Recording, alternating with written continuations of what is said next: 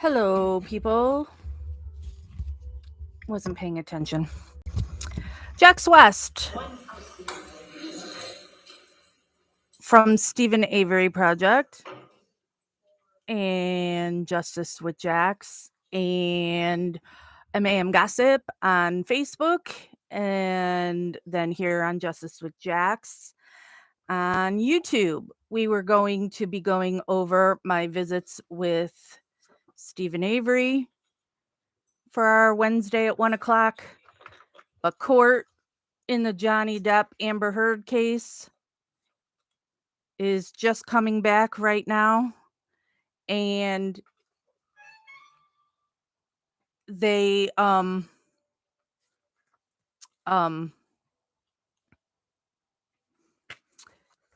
think Amber might be taking the stand. So I have to watch and talk about that if it's happening.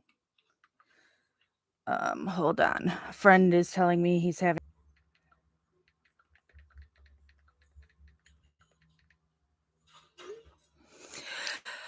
All right. Thank you, ladies and gentlemen. All right, your next witness. What would like to call Laura Amber Heard to stand? All right. Here she goes. So we're not going to be live the entire time she's going to be on, because she's going to be on for a few days. I'm sure. Well, maybe like Johnny was. Who knows? But we will be for this hour because I have to talk about it. All right. Thank you, Your Honor. Will you please state your name? And what is your I live in Yucca Valley, California. Let me turn it up. I am 36. I just celebrated. Okay. And do you have a daughter? I do. She also celebrated her birthday. That would be recently. leading. Okay. And what is your profession? I am an actor, mostly. Okay. Now, why are you here? I am here because my ex-husband is suing me for an op-ed I wrote. And how do you feel about that? I struggle to have the words. I struggle to find the words to describe how painful this is. This is horrible. She's looking at the jury. For me to sit here for weeks and relive everything. Hear people that I knew, Hey, Nana. some well, some not. My ex-husband, with whom I shared a life. I'm sorry. I'm so obsessed with this case. So Speak. I had to switch up because I have to hear this our broad. lives in the way that they have. This has been this is the most painful and difficult thing I've ever gone through. It's the Debbie Show. Now, there was a trial in the UK in July of 2020 where Mr. Depp had sued the Sun newspaper. Hi, Cindy. And Dan Wooten. Do you recall that? Yes. And what was your level of participation in that lawsuit, in that trial? Well, I was not party to that lawsuit. I was a witness. I suppose the primary witness, since it dealt with the truth of the relationship that I shared with Johnny. And what, if any, role did you have to play with respect to, for example, witness statements and testifying? Objection, compound. Hi, Cindy number 2. Overruled. Deborah, I agree with you. I think she's off. I had to write, I think I gave 7 witness statements under oath testimony. I sat on the stand for 4 days under mostly cross-examination. And up until this point, it was the hardest thing I had ever had to do. She's trying to fake cry. I'm going to take you back, and if you can just tell the jury a little bit about your background. Tell us where you grew up. I come from Austin, Texas, a small town outside of Austin that you probably haven't heard of. No one has. Looking at the jury. And I was raised by my mother and my father, and I grew up with a little sister, although I have a big sister as well. And your little sister's name is? Her name is Whit Hurd. And how much of an age difference is there between the two of you? Whitney and I are about 1 year. I think we're 16 months apart. So right next to each other. And what did your father do for a living? My father broke horses and did construction. He painted houses, and hunted and fished. But that was for fun. And what did your mom do? She worked for the state of Texas. Deborah, I think she's just lying. Can you just tell like jury crazy what your role is in assisting your dad on that, and what is involved in breaking horses? Objection leading. Can you just tell me about? Overruled.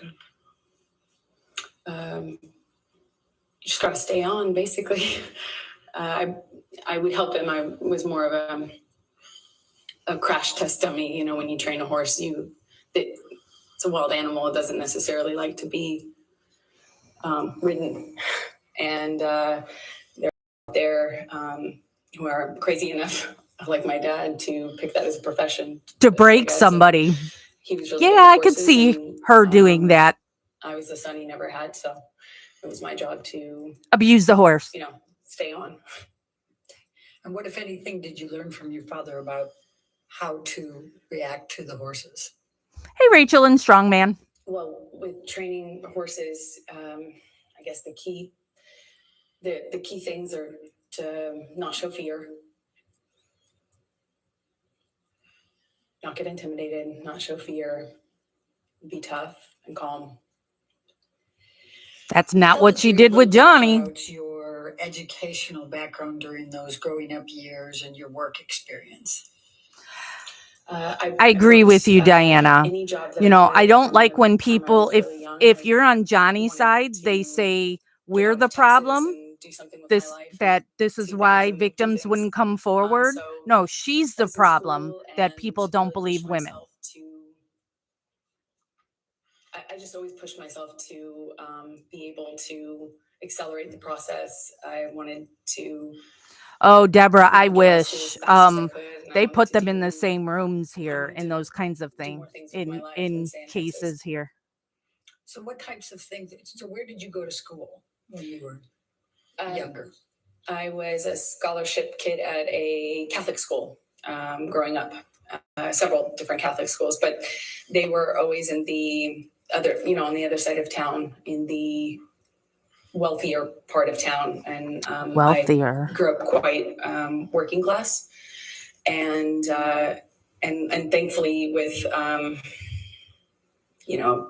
as long as I maintained an A average, I enjoyed the benefit of a scholarship, and I did that until I realized that I could take my GED and SATs early. And I did that and placed out of school and effectively left school at 16 years old, I believe. And what did you do for work during those younger years? I took any job that I could. I worked at my father's construction company, sometimes, just administrative stuff. I mean, it was a small company. But I answered phones, and I worked at a modeling agency that was also, offered photography classes, makeup classes, hair and makeup classes for people that were pursuing a career in entertainment. And I started taking classes that I paid for by working there effectively as a trade.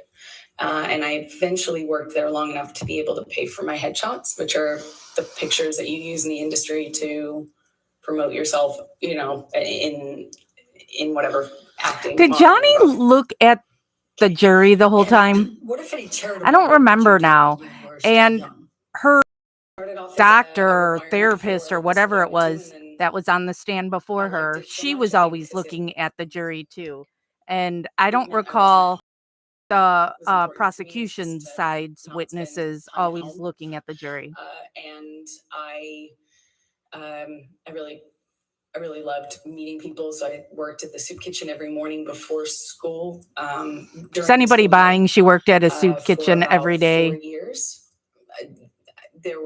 I didn't go on weekends, but on weekends I would do various things. Worked at children's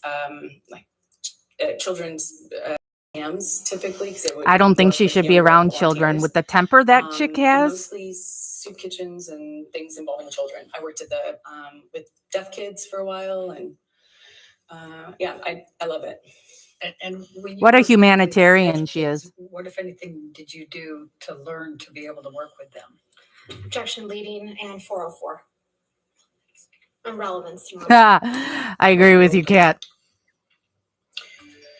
Well, I taught myself how to sign basic sign language, and then okay, let's see it.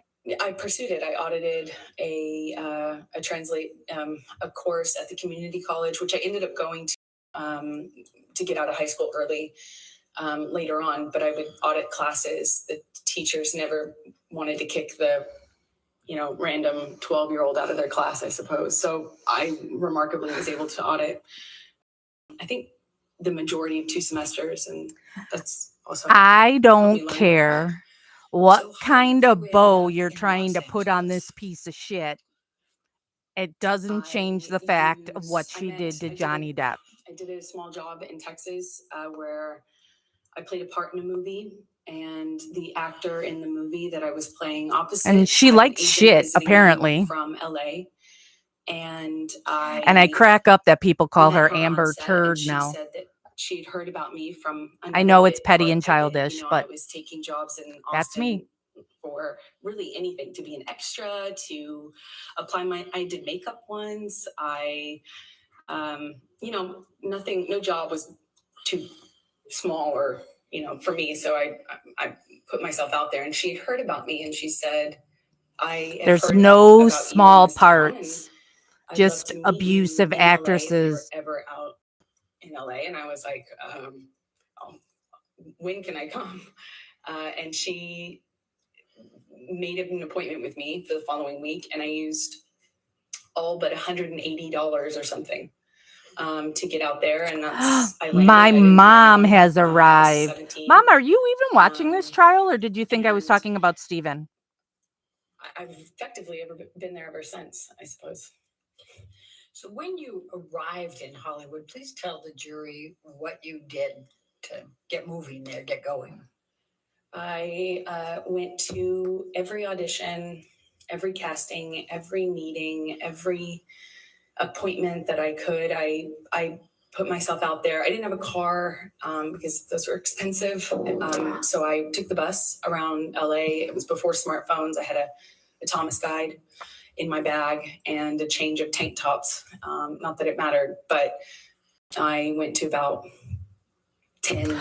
Oh, I agree with you, Deborah. I don't think Johnny Depp is a saint either by any means, but he has not done what she has accused him of. And then I got a bit part on another thing, and then eventually my roles kind of became more important or bigger, and it's been a slow progression, I guess, since then, of doing either tiny bit parts in bigger movies or doing, larger roles in movies that no one would see. And I guess, it still is kind of like that. So I'm going to ask you to go from 2002 to 2009. If you could just describe for the jury a little bit what types of parts you had.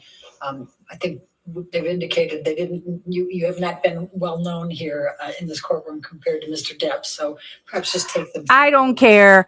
I don't like that the press keeps trying to say that Johnny's getting all the support because he's more famous than she is. It's if you watch the trial and you're looking at the evidence, Johnny is the victim here. And I went into this trial thinking I was gonna think he was guilty, due to Kathleen Zellner leaving the case. Smaller films, like I did a project where I was the lead in a John Carpenter film, and he came out of retirement to do that. But not for you. That's kind of how it was in terms of my career for those that first initial 10 years or so. It was just going from slightly bigger role to slightly bigger role and just working my butt off. So I'm going to take you up to 2008. Did there come a time that you auditioned for The Rum Diary? Yes, I auditioned for that in about 2000. I can't stand her lawyers either. Describe for the jury your experience. The girl or the guy. Auditioning for The Rum Diary.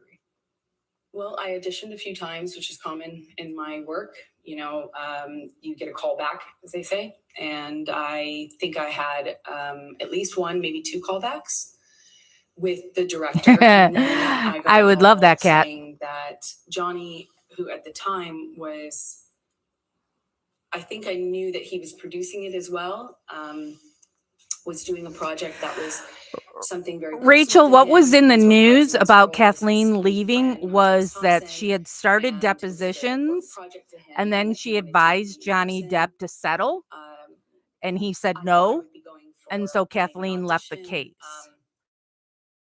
He thinks the person is guilty. Going, is it that? But no, it probably just is.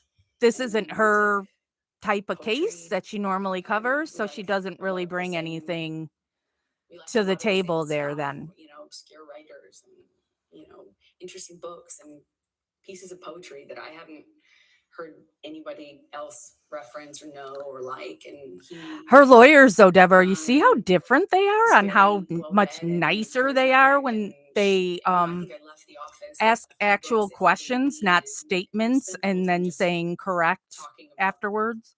Things that we care about. And I was so surprised that somebody, you know, I knew who he was. I wasn't familiar, you know, I wasn't a fan of his work. I wasn't familiar with him, but I knew who he was. You know, I wasn't a fan of his work. So that sounds like a little dig. And get called into his office, and you know, I'm a no-name actor. I was 22, I think, and I thought it was unusual. It was weird because he was twice my age, and he's this world famous actor, and here we are getting along about. And you were married. Books and weird, you know, old. She was married at the time. It was. I thought it was remarkable. You know, I just hadn't really. I thought it was unusual and remarkable. I left there just feeling like, wow. So did there come a time that you learned that you were going to be cast for the role in The Rum Diary? Yes, a few days later. These questions are also dumb. Said that we all know they were in this movie together. I've never seen it. I don't know if anybody's seen that movie, but I'd never heard of it even until this trial. I pick it up and I hear, you know, this like deep voice on the other line, and he said, "You got the, you know, you're it, kid. You're the dream. Hunter wrote this part, and you're the dream. You're it, kid." And please describe for the jury. She was trying to cry there again. What was the Rum Diary and this Hunter Thompson? Why is the rum gone? What role were you playing? Well, it was my understanding that he was bringing to life his late friend. And what he told me was that this character is supposed to be the dream woman, like the dream, American dream. And so I knew what he meant. He indicated to me when he told me I got the role that I was that, you know, I was the dream kid. Did you all watch the doctor or whoever she was that was before Amber? I thought that girl was a waste too. Yes, I'm not quite sure. And I didn't think it was right that they let her bring notes and read notes. Maybe March of 2009. And where did you film The Rum Diary? We shot it in Puerto Rico. And describe, if you can, the events of the filming and your interactions with Mr. Depp during that time. It was a bit surreal, you know, filming in a place like Puerto Rico. It was beautiful.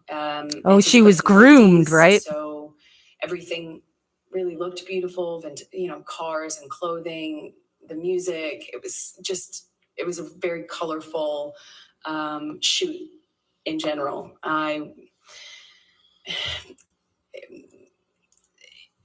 I couldn't have asked for, a better scenario. I was on film. I mean, I was on set. I so hope reading my well, books. probably not, but I would love if me in this hour that we're started to be live, kind to me, she gets we talked more about the cross-examined. movie, I'm sure when there's we'd going to have be hot plenty days to rip into. filming.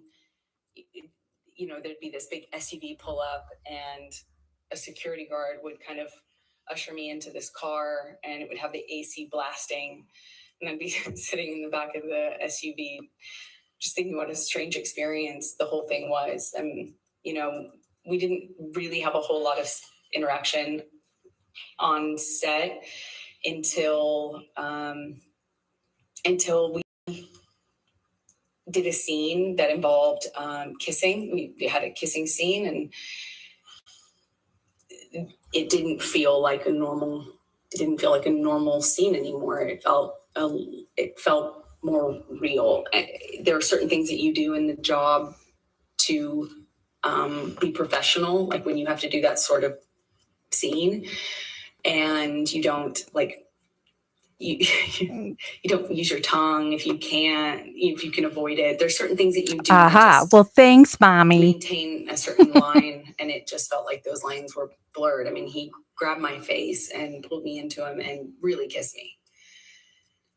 But we were filming a scene. Did he use his tongue? Yes. Okay.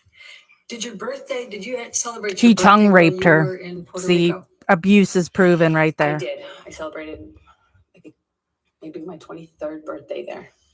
And what, if anything, did Mr. Depp do for your birthday?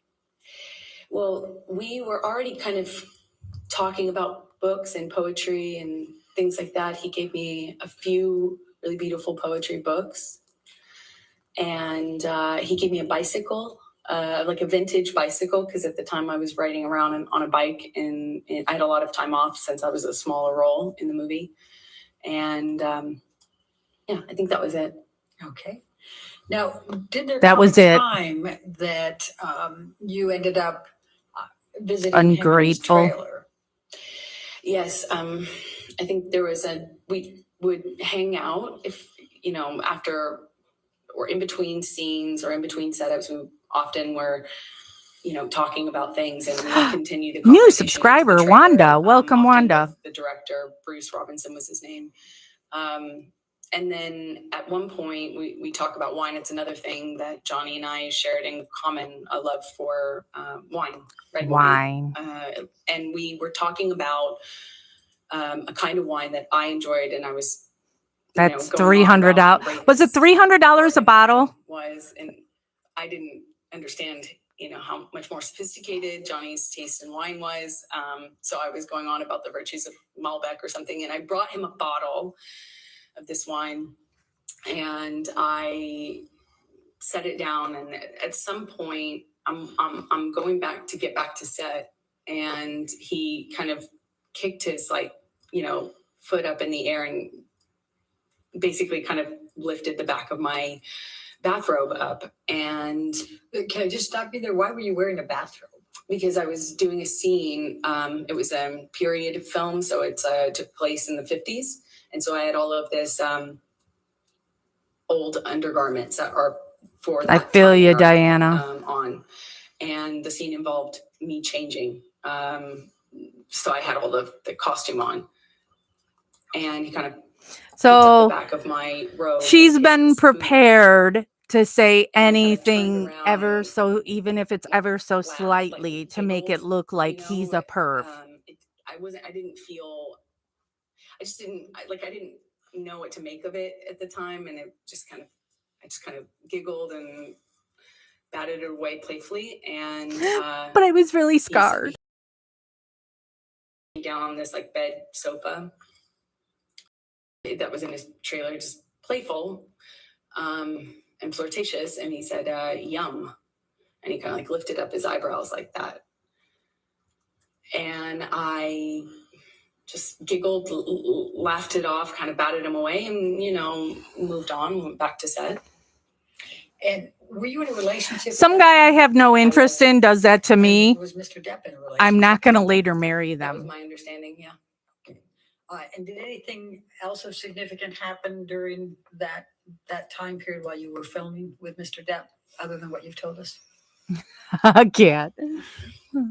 We just had this, it was a friendship, flirtatious thing. I felt chemistry. I felt this other thing that went beyond the pale of my job, for sure.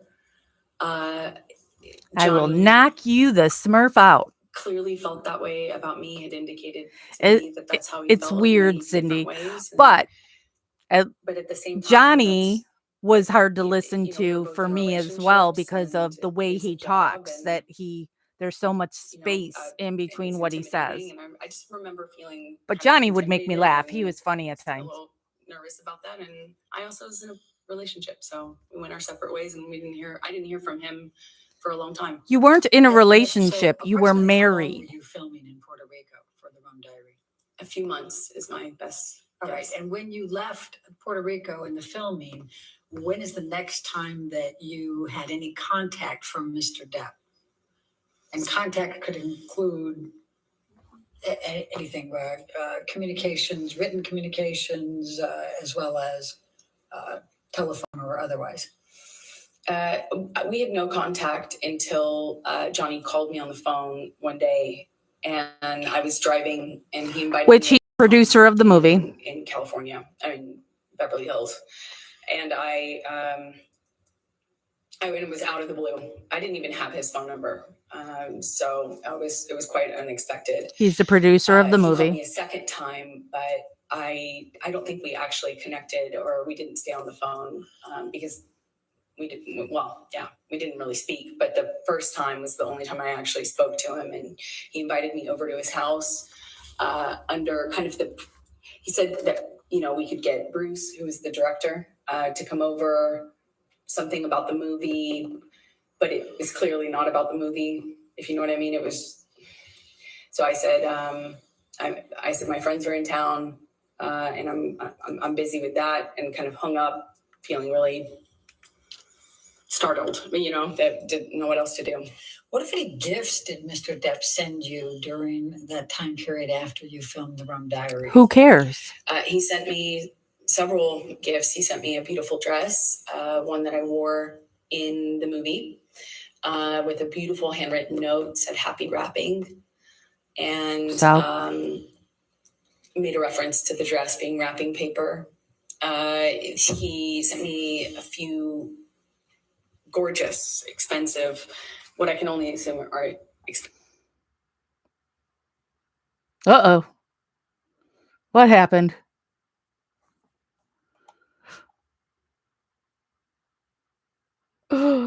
What happened? Is it just the stream? Oh, is it coming back? Now the screen went. There it goes. Called Okay. me immediately and said, "What should I do?" And I said, "Send it back." And she did. And she indicated that there was another one that had already previously attempted delivery, and it was also rejected. I sent it back because I wasn't there, and I wouldn't have accepted it anyway. Okay. Did there come a time that you ended up having to go on a press tour for the Rum Diary? I got a call for the Rum Diary press tour in the fall of 2011. So that's close to 2.5 years after you filmed? Happens all the time. I'm just not a mathematician for a reason, but roughly, yes. Okay. And could you please describe for the jury what a press tour is? Just explain it to them. When you take a movie once it's completed, and if it doesn't have distribution, you, as part of the promotion of that movie, you go to these various places, normally cities like London or New York, and you do press events in those cities to kind of promote the film. And you For go to junket. place talking about the film.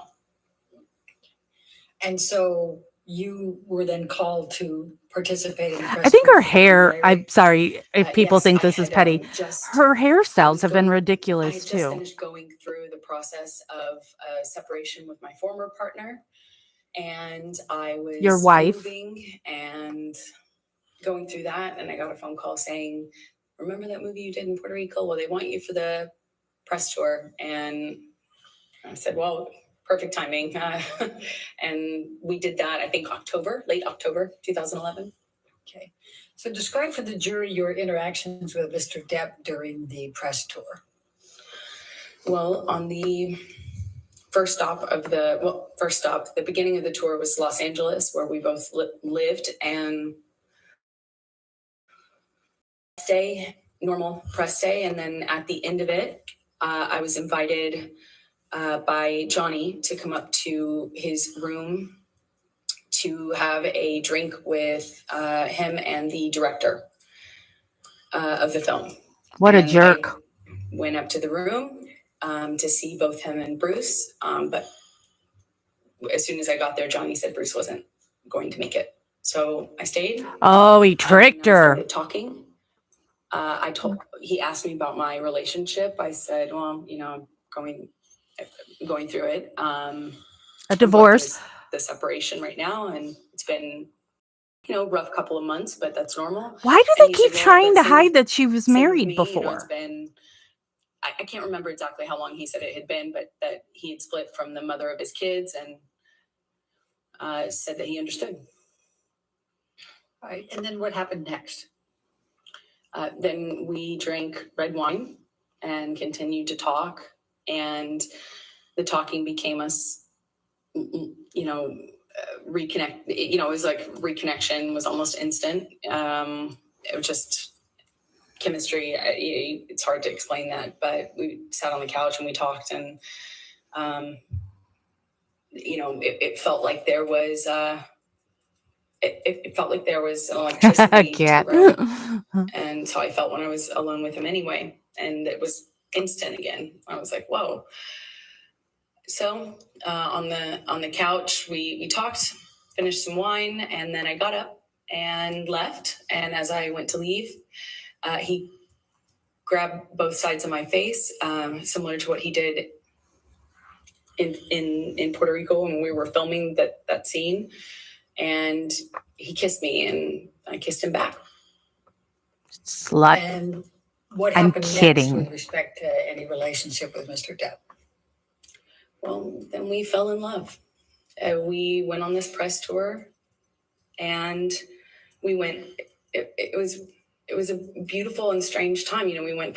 We're flying from one, not together, but going from one city to the next, Europe, New York, Los Angeles, as I said, and we're just traveling around talking about this movie that we did together, that we participated in together, and we were falling in love. I mean, it was just, at the first dinner in London, he sat me next to me. He produced the film, was a part of controlling the film, and was responsible for different things than I was as an actor having a small part in it.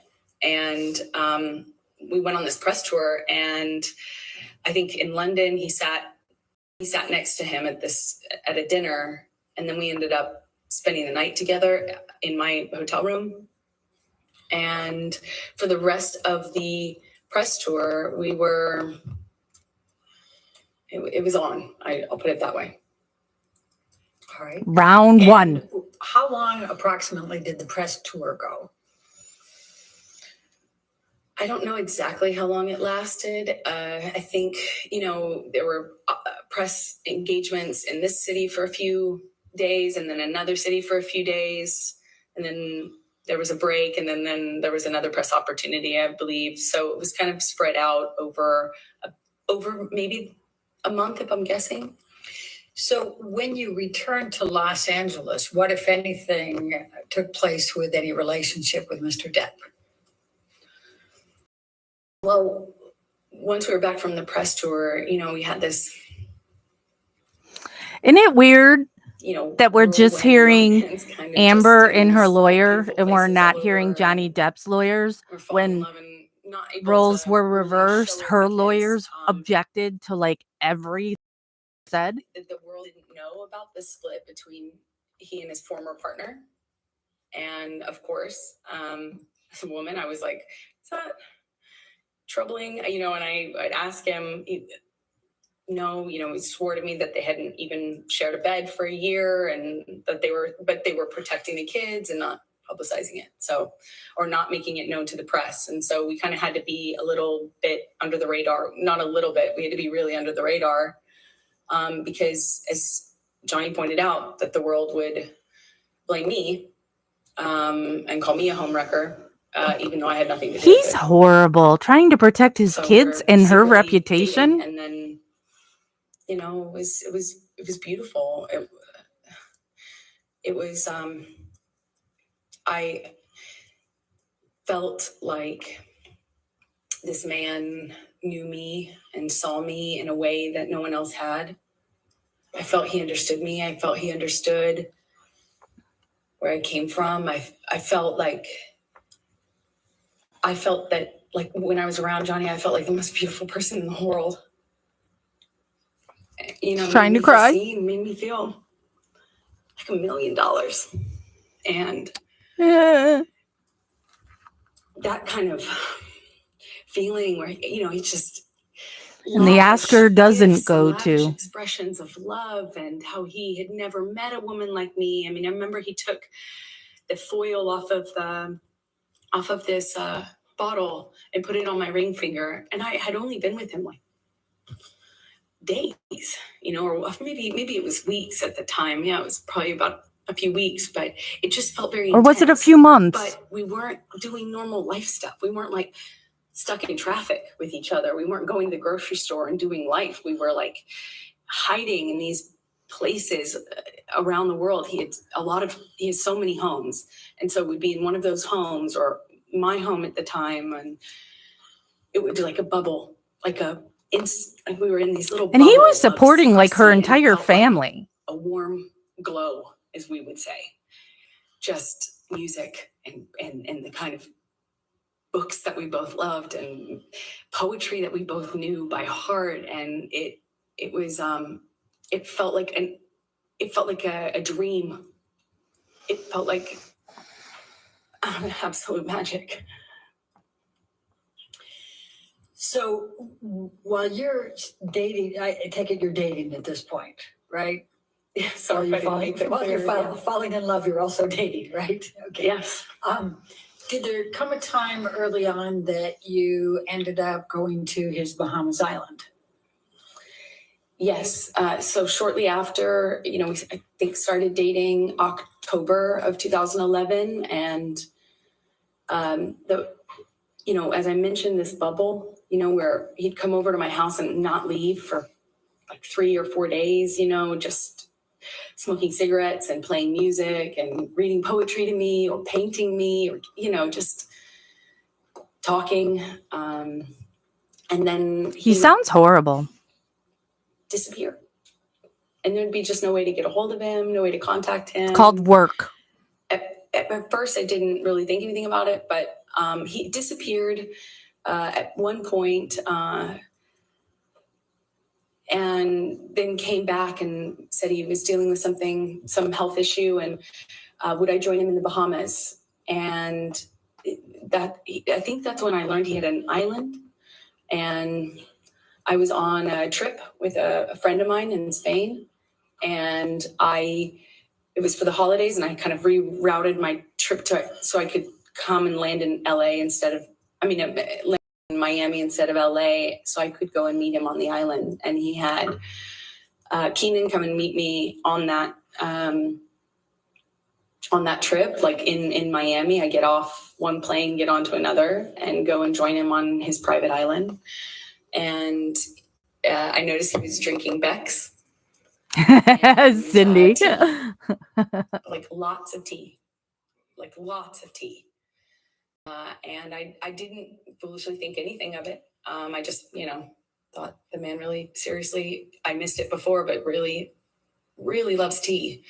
And we had this beautiful I don't know, less than a week probably.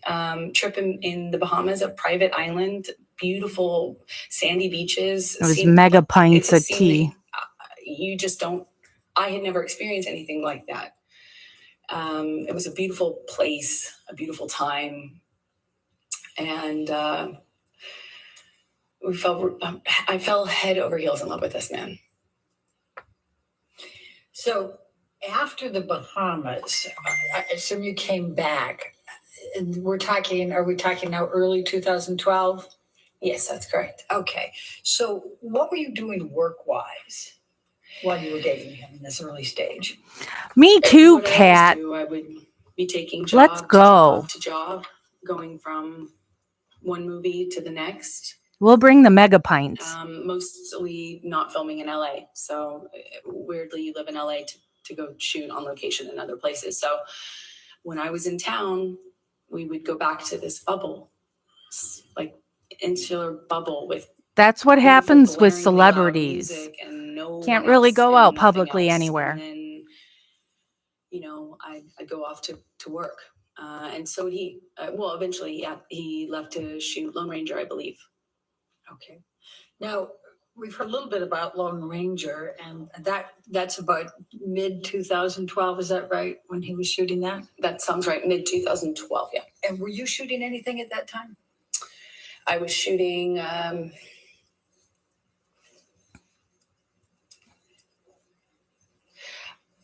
Machete Kills? I believe I was shooting Machete Kills in Austin. I had a small part in a Robert film that shot in Austin. But I think Johnny was shooting and then having some time off, and there was just a lot of travel, a lot of movement. So, and so, what if any visiting did you do with Johnny while he was on his set for Lone Ranger, and where was he? Well, he was filming in the Southwest, and at some point I came to visit him, and on one of his locations, and I would stay in the house because I couldn't really, occasionally I would leave with his security guards, but I didn't really have anything to do but visit him for a few days. So I'd cook and kind of stay at home and paint or whatever and wait for him to come home and have dinner ready. And we would have these little bubbles, but kind of scattered throughout. She's such a Southwest. good little wifey as he was poo. filming. And at the time, Johnny had, when I first arrived at one of these locations, it was the first time that Johnny told me that he'd had a health issue. Something with his liver, and that he wasn't. Shocker. That's why he was not drinking. He was drinking a lot of tea, like a lot of tea. Okay, and so. What is the deal with the tea? What am I missing there on the tea? Yeah, Kat, he shouldn't eat anything she cooks. Well, I mean, I love sweet tea. Boots, and it made an impression on him, and I was happy to, anything I can do to show love. Certainly how I felt about him. But if he wanted to take off his own boots, he certainly could. Because Johnny had testified she would flip out if he took his shoes off himself. During that time period?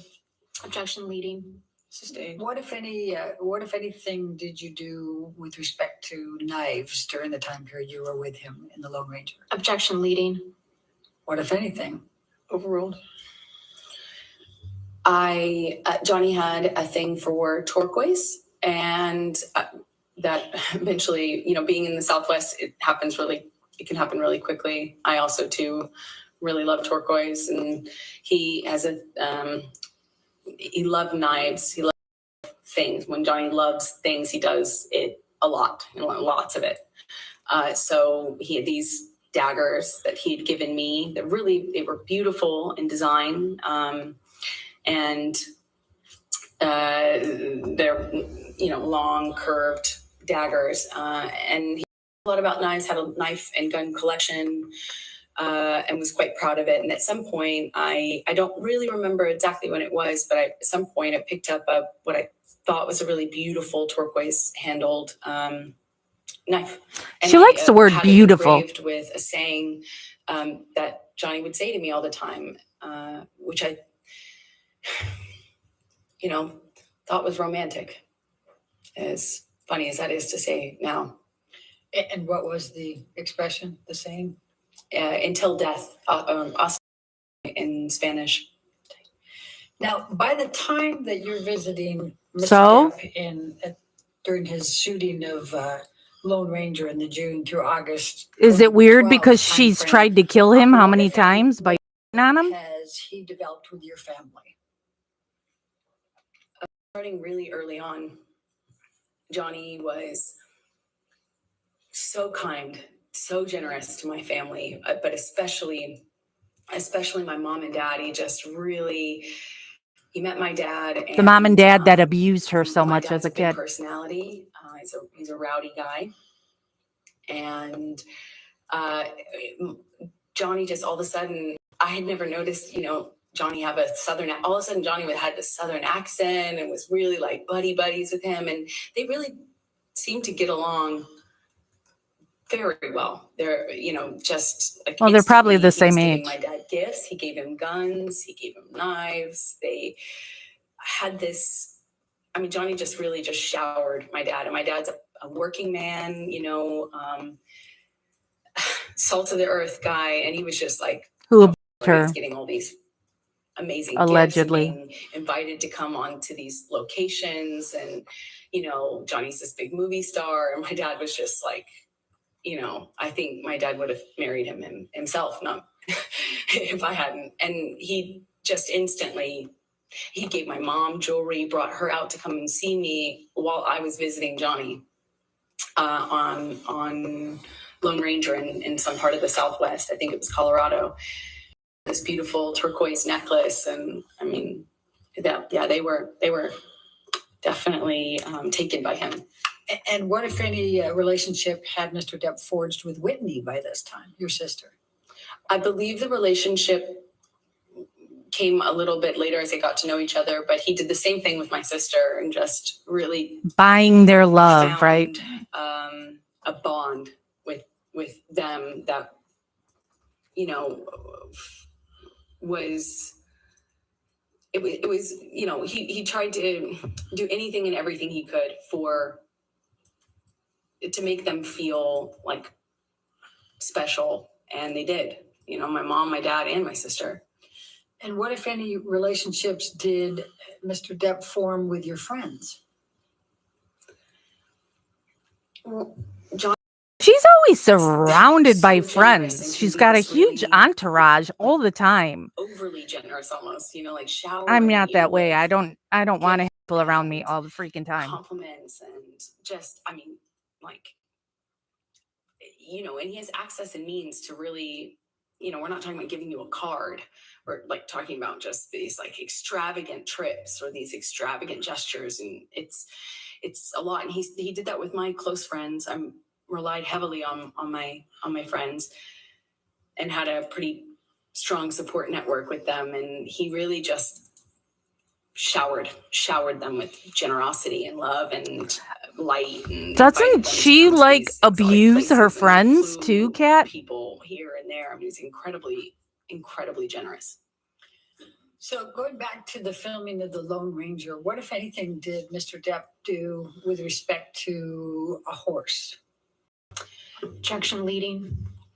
What, if anything? Overruled. Johnny.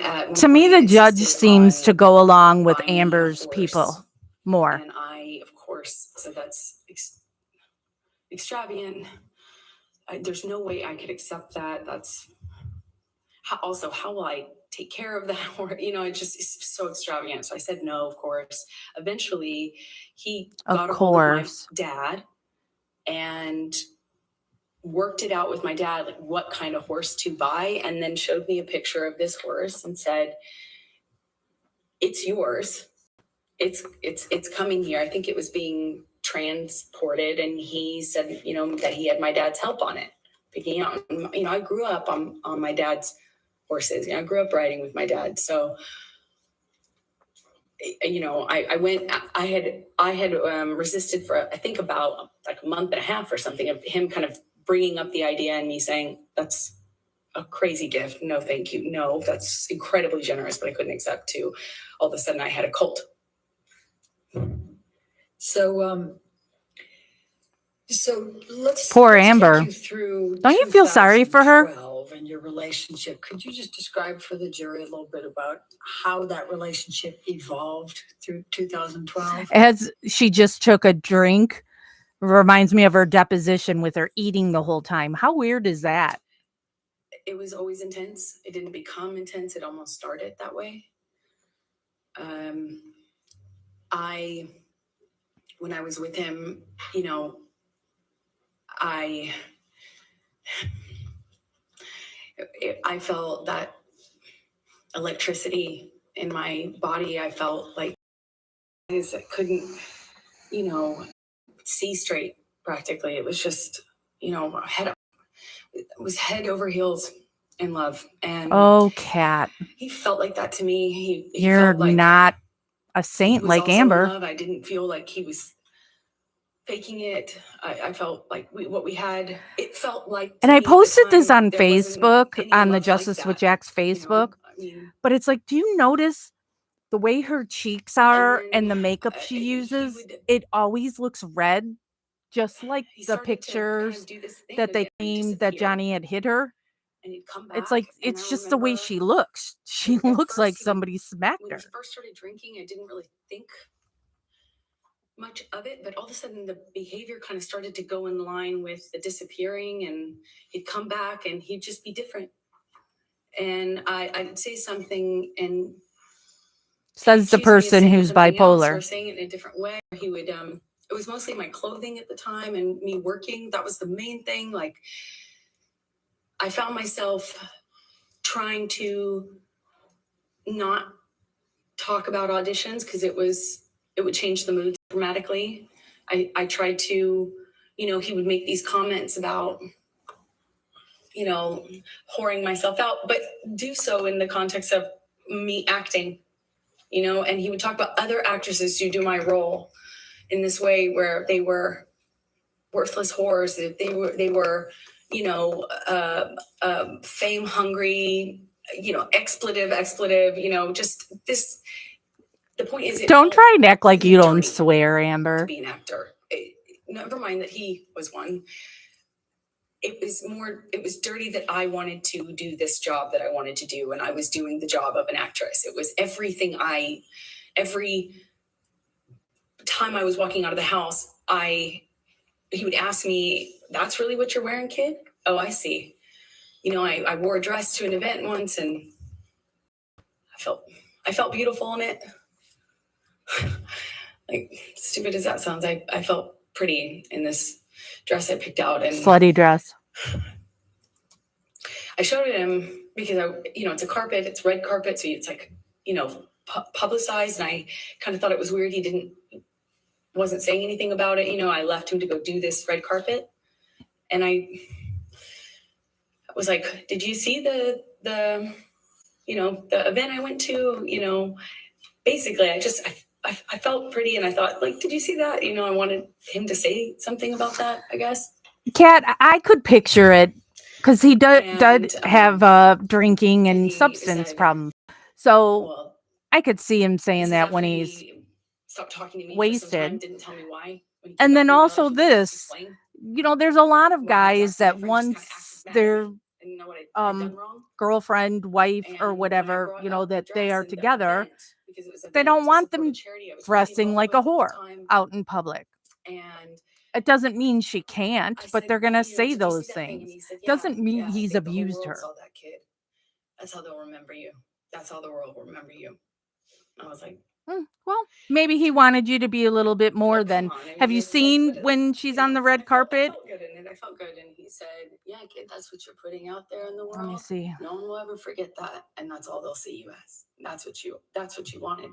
That's what you were going for. You know, my dress was low cut. I get it. It's low cut.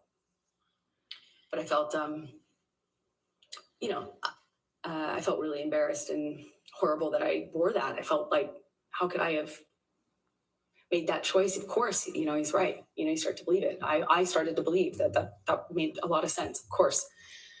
But it didn't stop with that. It was in general. And when I walked out of the house, it was never. I could see my husband not being happy if I dressed like that. That's what you're wearing. No wonder you get cast in those roles. No wonder you that's what you And, are. you That's know, what you're I don't looking know at. if you could see, but you could totally, her nipple is And it just, literally it, you know, going it through the continued. fishnet And of the shirt. then there would be a blow up. And at first it was just to throw something, smash some things. It loves to smash up a place, an apartment, furniture. That's what it started with. Glass, threw glass at me, and I remember it was summer. And he just threw this glass across the kitchen, and it didn't hit me, but it shattered behind me, and I remember thinking that it like very easily could have hit me. And that calling me a whore. It didn't start with using the whore word. It was just comments until it would escalate.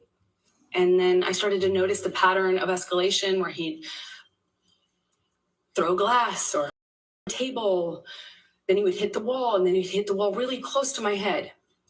You know, like when I'm standing there, you know, just hit the wall, screaming at me.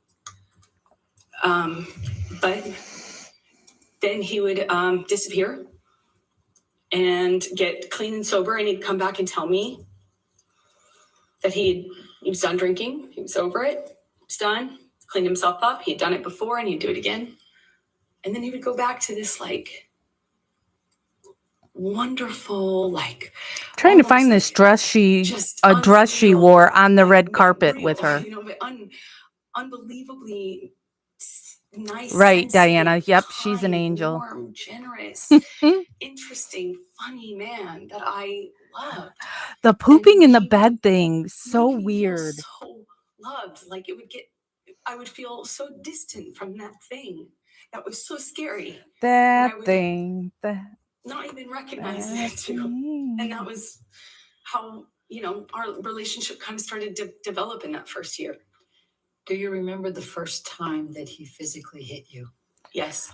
Please tell the jury about it.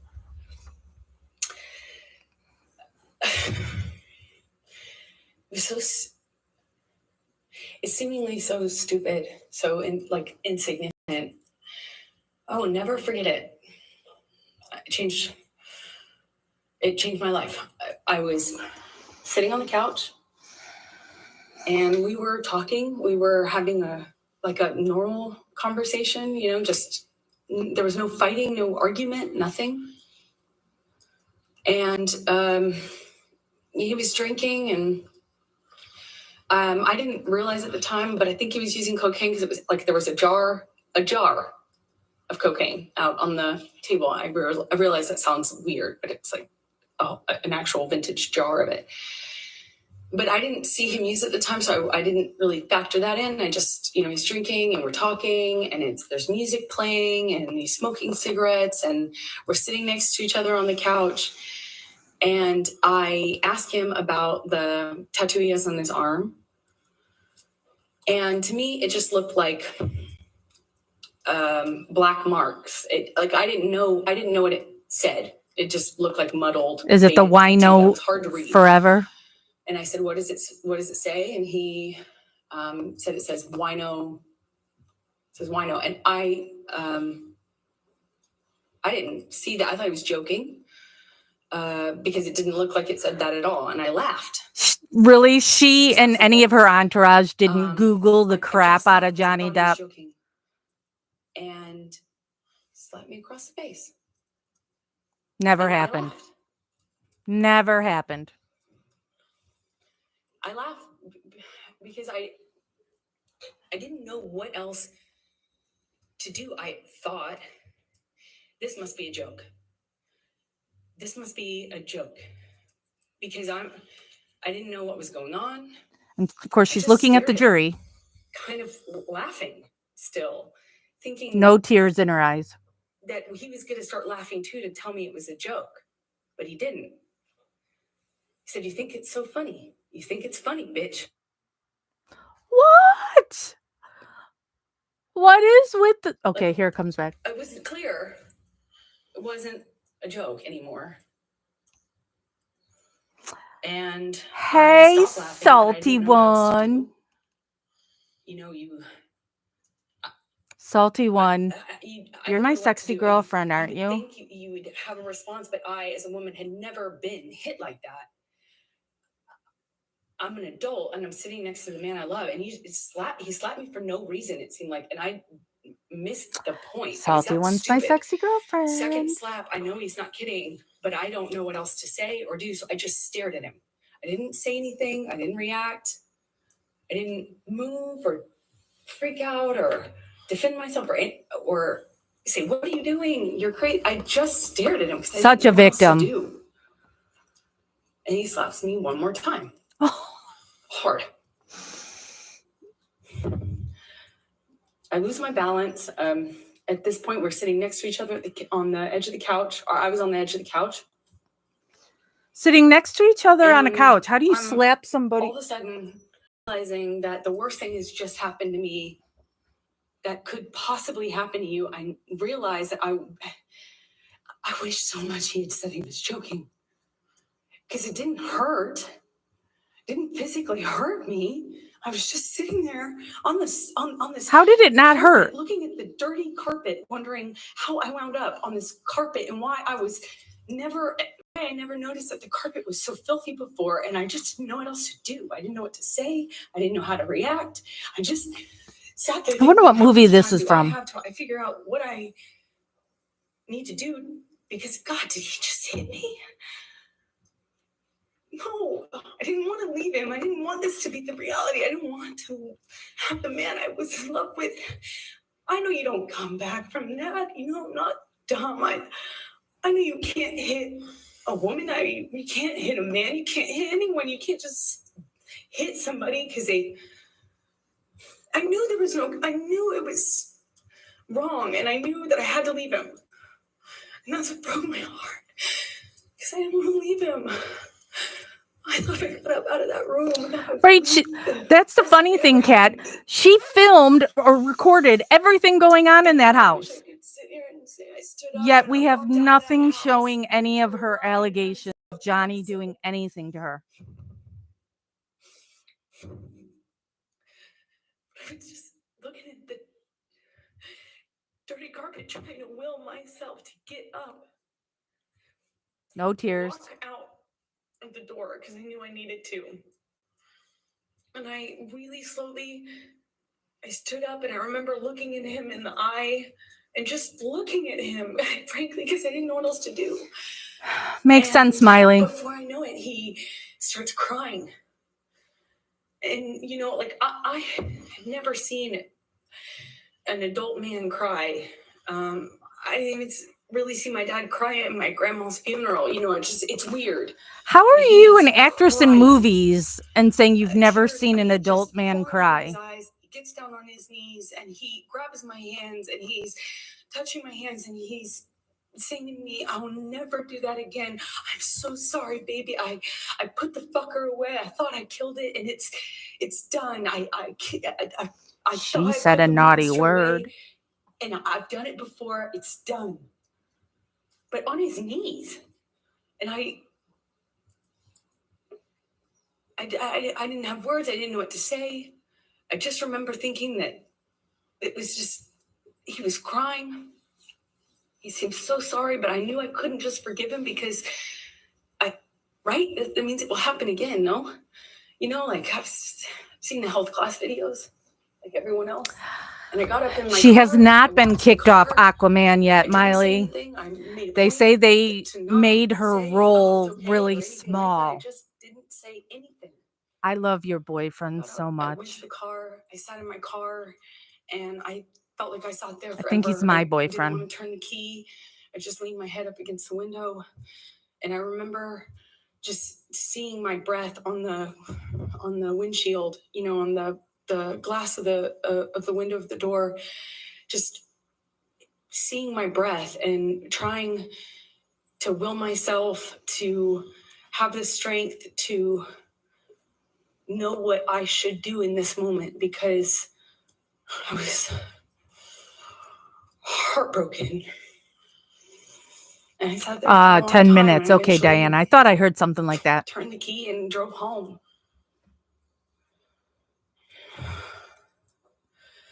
If this What is trial the next didn't step? end her movie career, this performance should. I don't know.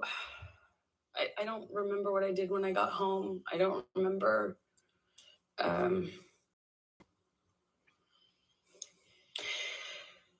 I went to my therapist. I told her Objection, hearsay. I Also stated as to what she may have told her.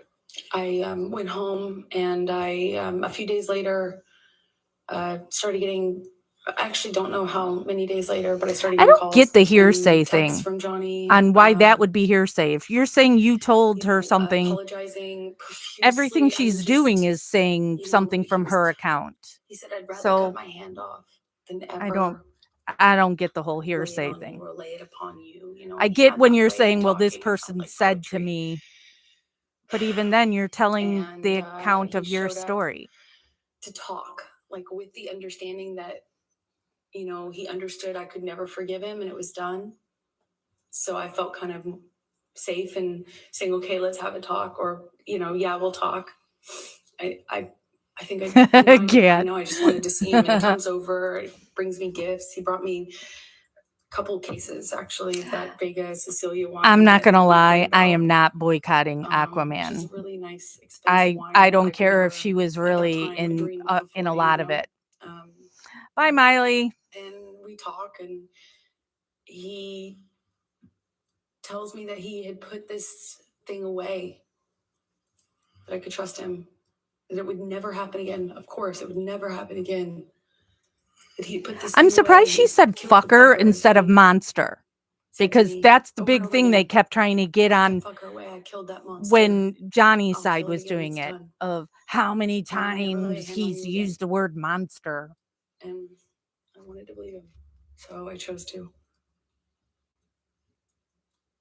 Chose to stay in the relationship. Oh. Yeah, I did. It's so fake. I believed it, but you know, I believed it wouldn't. I believed that there was a line he wouldn't cross again, and that was it. Absolutely. Jason Momoa not missing it. And so you stayed, correct? You stayed in the relationship. Yes. Everything Jason Momoa makes So- is good. Is this a good time? You want to Keep going a little longer, please. Okay, thank you. So could you please describe for the jury When they take the break, that's evolution when of we'll your end the relationship live. after that time with Johnny? I don't know how long it was until things got bad again. He did start drinking again.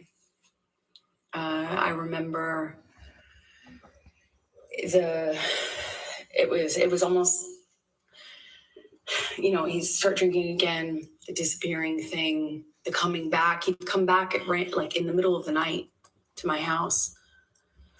And it would be unclear to me, you know, drunk, often really drunk, and kind of accusing me, but not directly.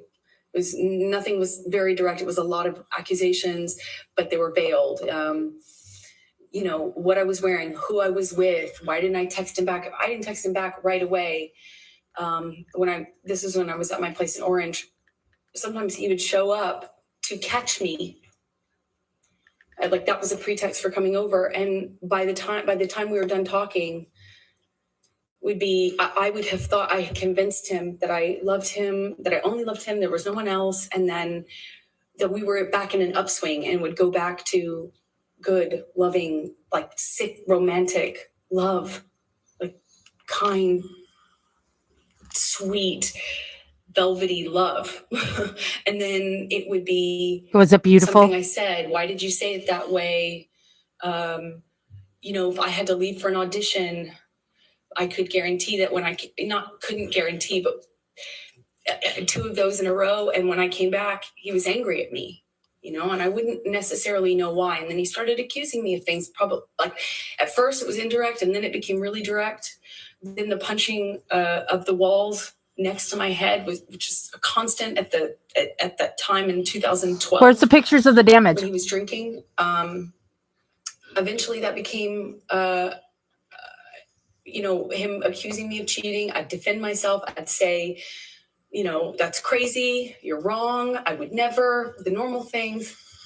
And they would escalate to the point where he'd push me or shove me down, and then I'd get back up. And this happened several times. That's why. And she did nothing. Specific, I suppose. When I get back up, I'd look him in the eye. I made a point of getting up and looking him in the eye. It's my way of defending myself at that time. And I'd look at him, and he'd ask me if I wanted to go again and shove me back down. Eventually, he just hit me. Remember, he hit me in the face when I denied having an affair with my ex-wife, my ex-partner at the time. Ooh, she said wife that time. And he said he had proof. I denied it. And I was walking out of the bedroom, slapped me across the face. I turned to look at him. And I said, Johnny, you hit me. You just hit me. Sounds like the audio we've heard of him saying to her. I'm going to ask you, Michelle, can you bring up 1783, please? What number again, please? I'm sorry, What number? Defendant's 1783. 1783, thank you.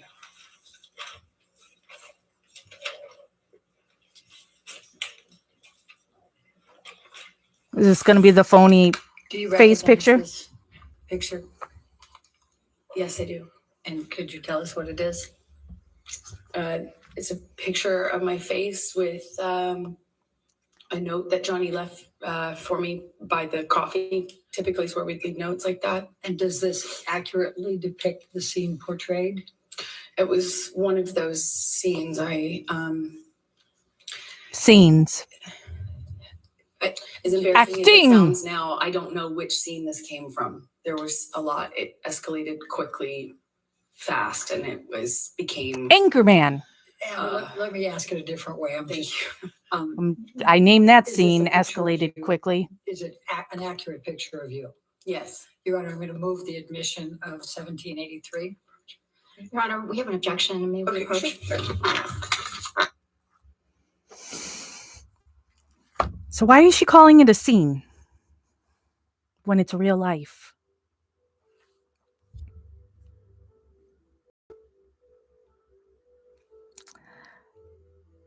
She really isn't believable at all. At all.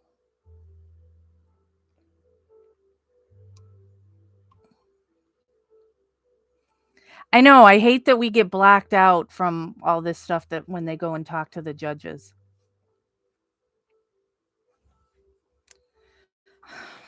Want to know.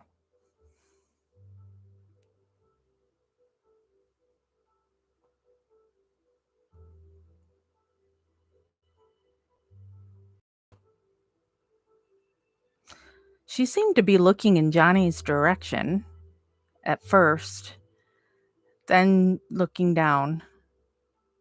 Now she seems to be looking at Johnny again. Lawyers are going back.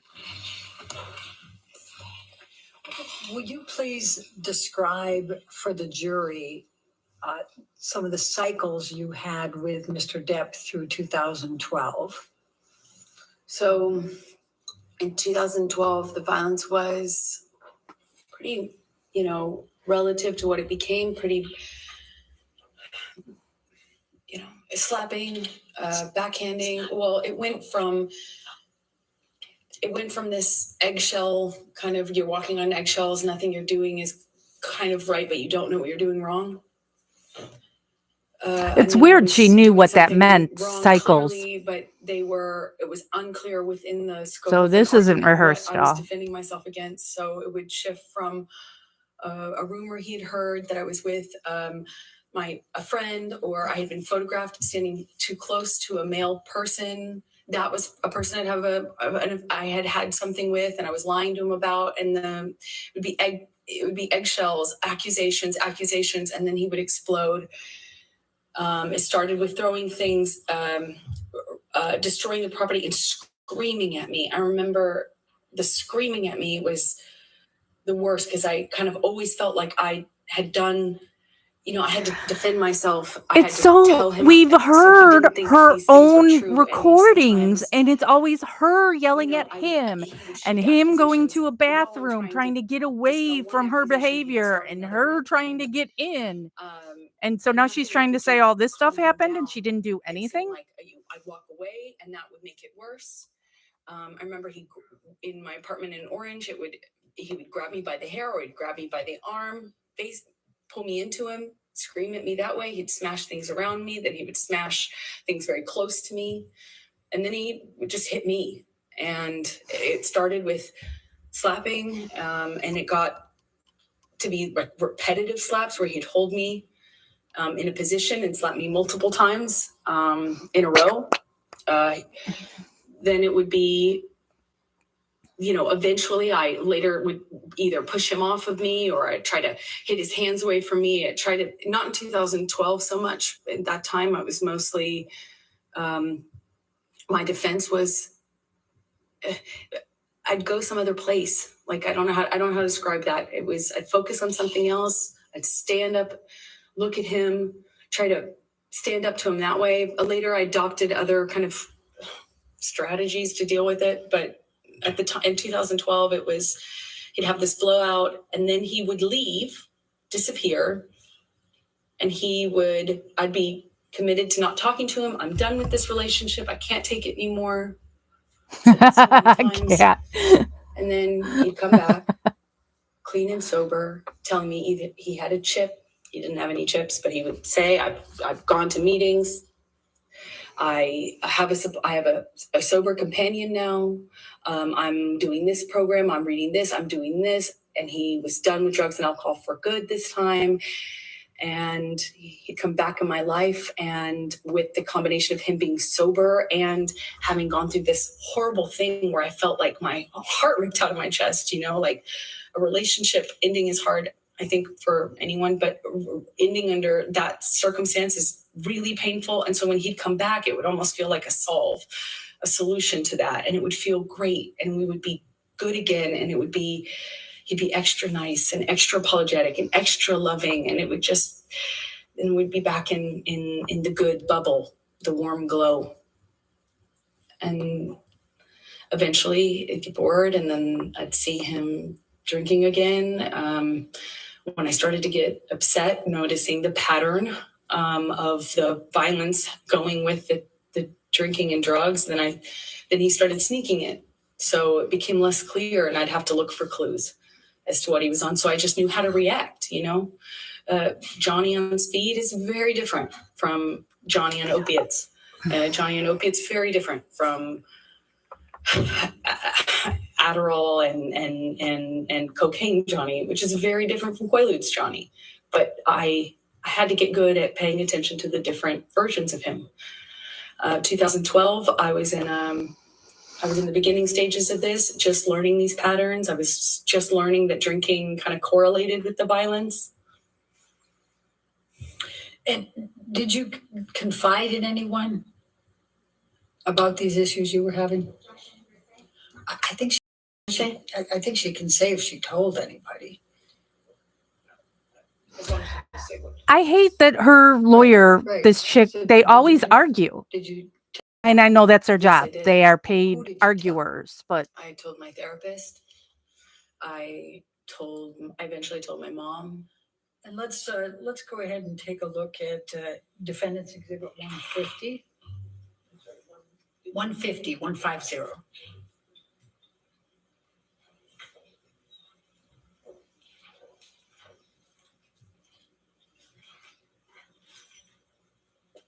Your Honor, I'm going to object on here. Yeah. another them approach or whatever that picture is.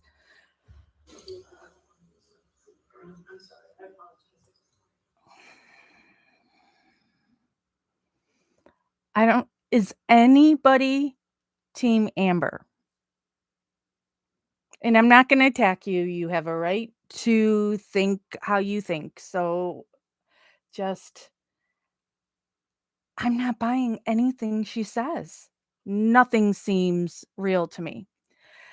On the other hand, when Johnny testified, everything seemed honest to me because he was saying things about himself that are not good things. Talking about his drug use and his drinking and he owns up to his bad behavior and she does not. And these times too, like, oh, he hit her with the door or he headbutted her. I'm sure there's going to be people that will say, oh, it's an abuser who makes the excuse for it. But no, the things that you hear from Johnny's side seems accurate to me. And I don't have an issue when a woman is striking a man or abusing a man or abusing anybody but especially a man, because they always say that a man should never hit a woman, right? But if she's violent with him, he can shove her. You can bear hug him and try and get him to stop. And so as he bear hugs her, accidental headbutt. Don't think that was an intentional headbutt at all. And Johnny admits to it. He could clearly say, never happened, didn't headbutt her ever at all. But he admits that he grabbed her in a bear hug and his head hit hers. Headbutt. Door. He's always trying to hide behind a door and she's trying to get in. And she got hit with the door. He shoved me because you're being violent. Back off. Get away from me.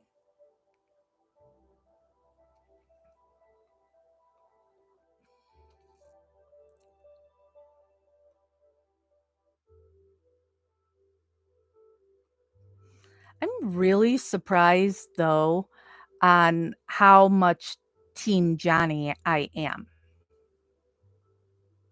And I didn't have anything against him. I love a lot of his movies. I was a huge fan of 21 Jump Street when it aired. Why Here we go. did you decide to confide in your mother about the issues you were having with Mr. Depp? Because her mother was abused by her father. I think I felt safe talking to my mom because I knew that she understood these dynamics and she wouldn't judge me. Somebody just posted staying with him on Justice with Jack's loving page even though that they're team Amber. this was happening and was What a happening to coinky dink. me. I knew she would understand. And when approximately did you start confiding in your mom about your issues with Mr. Depp and the physical abuse? Objection, hearsay, compound. I sustained a compound. When did you start confiding in your mother about the abuse you were suffering at the hands of Mr. Depp? Allegedly. But not I was really. confiding in her from the very beginning about the abuse. So why did your mother love him? Oh, because The he was psychological paying abuse, the for kind her of lifestyle. control, the disappearing, the not knowing where he was, then he'd come back and sometimes in the middle of the night, the constant accusations, like that sort of thing. I talked to her about probably from the very beginning. The fact that I was secret, I had to hide. I couldn't tell any of my friends that I was with him for a long time because he told me everyone would blame me for the split with him and his partner. So I had to kind of sneak around and kind of get brought to his house. He's right. He was right. In a secretive way. And then he'd come to mine in a secretive way. And it was just all very, so that's just the way it is in Life. I confided with her at the very beginning on that sort of thing, and then later opened up to her about some of the violence. I did it gently. First I just wanted to have someone to talk to about how scary it was. It's the rage and the uncontrolled violence, the rage that this man had, and why it was Objection, pointed Your at Honor. me. Hearsay. May we approach, please? Oh my God, we're never going to get to the break. It's like, I also have to, I have to listen to all of this, but I got some new pets. And so they're called skinny pigs.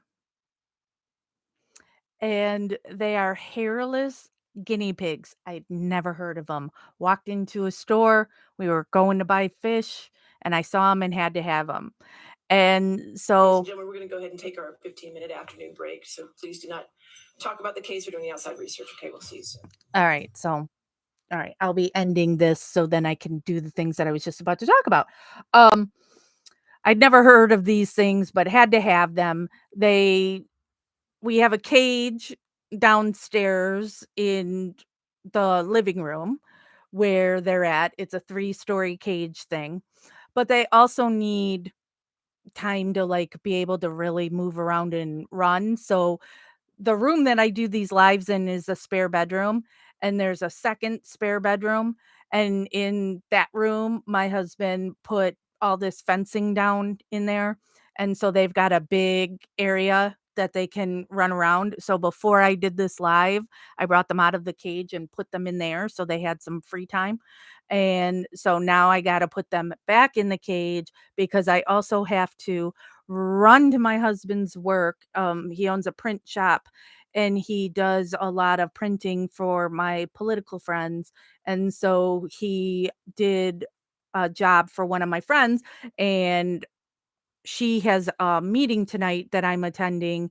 And so I have to bring the cards to her. So it's like, I need to use this 15-minute break now to get all that stuff done so I can then be in the car listening to this in the car.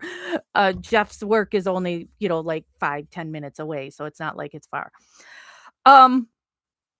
But this will be it for live today. I know they're still going to be continuing on for a couple more hours. If Amber takes the stand again tomorrow, there's a chance I might hop on during that. So if you want to listen to the trial with me again tomorrow, be on the lookout. That's why you have to subscribe and hit that bell. So maybe you would get notified when I do lives that aren't the scheduled Wednesdays at 1:00. And I did reschedule the Stephen Avery one that we were supposed to do today for next week. But I guess we also have to play it by ear because we don't know how long this is all going to happen. That, like if there's a decision or something um at that time, because I'm with this case fully now, so can't stop now. um but they also don't have court on Fridays, so maybe I could end up doing that next week. That if Wednesday they're still in this case, then Friday I would cover the Steven stuff that there's no court to interrupt. Thank you everybody who joined me today live. Thank you to those who will be watching this later recorded. I always end videos talking about Melissa Kaluzinski. She did call me this morning. If you follow any of my Melissa Kaluzinski posts on Facebook in Justice with Jax, I posted that um, she got exposed to an inmate with COVID. And so she had to be put in quarantine. She is still in quarantine, but she does not have COVID that she knows of. They just got tested, but they did a spit test instead of the swab thing because I guess it turns out the people that were administering the swab up the nose thing weren't doing it correctly. So everybody's coming up negative, even though they're positive because they weren't putting the Q-tip where it was supposed to go and such. So she should be finding out soon. Um, but she says she's just trying to keep busy and wishing she would hear something on her case. She's gotten back to drawing. She's reading the GED books and doing that work that Bryce had sent her. Um, so yeah, that's where we are with Melissa. Yeah, I've never heard of a spit test for COVID either, Deborah. That's the first I'm hearing of it. But it also bothers me that none of the officers, none of the employees, they're not vaccinated and they don't wear masks. So, they're never going to get this contained in the prison if these people who are coming and going don't protect themselves to protect other people. But we're not going to get all into that because I got to now high speed and get ready so I can I don't miss any more of the Amber testimony than I have to. So again, thank you everybody. Maybe we'll be live tomorrow to talk for Amber. Because, oh my God, I would love to be live during her cross examination. I'm sure it's going to be great. So, all right, investigation continues. Maybe tomorrow.